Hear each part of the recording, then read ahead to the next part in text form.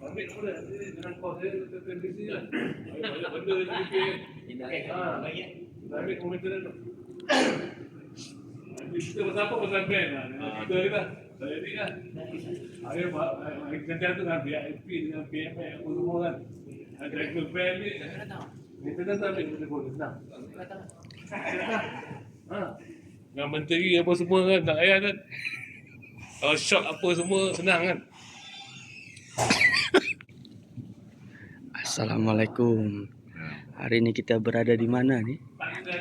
Di Sungai Long Golf Club. Untuk acara apa ya? Untuk acara apa? Kahwinan anak anda KJT Negara Malaysia. Berlangsung bila? Besok 24 hari.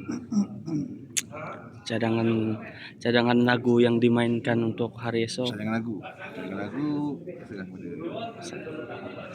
saya bagi sikit lah. Bagi sikit. Tahu kan? Sikit lah.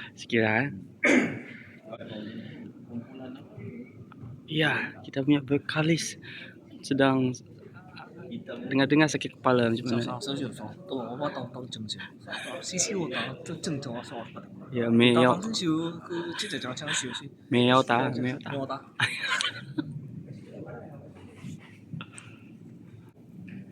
Assalamualaikum. Hari ini ada apa ya?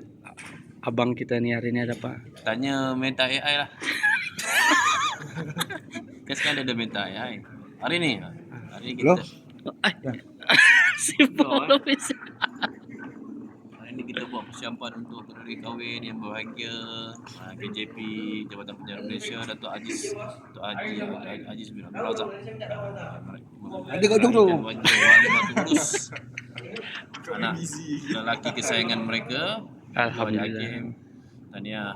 Ini besok kita akan gegarkan dewan ini dengan lagu-lagu pengantin baru. Lagu-lagu yang pasti Budi ya. Budi ya. Pasti kau di saat ini. Esok jam berapa, Bang? Jam apa tak tahu, kalau jam kan tanya Ijat. Ijat Tahu.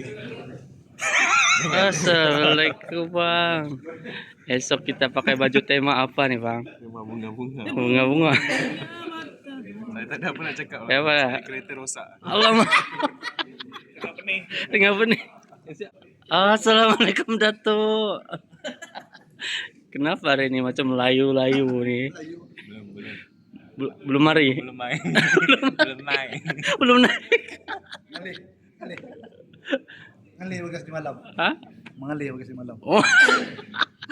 Sampai ke tengah malam. Selamat petang Datuk. Ya, selamat datang. Ada apa acara hari ini? Ini ada acara ronggeng-ronggeng. Geronggeng. Kali meji dulu tak ke mana? Datuk ni sibuk betul Datuk.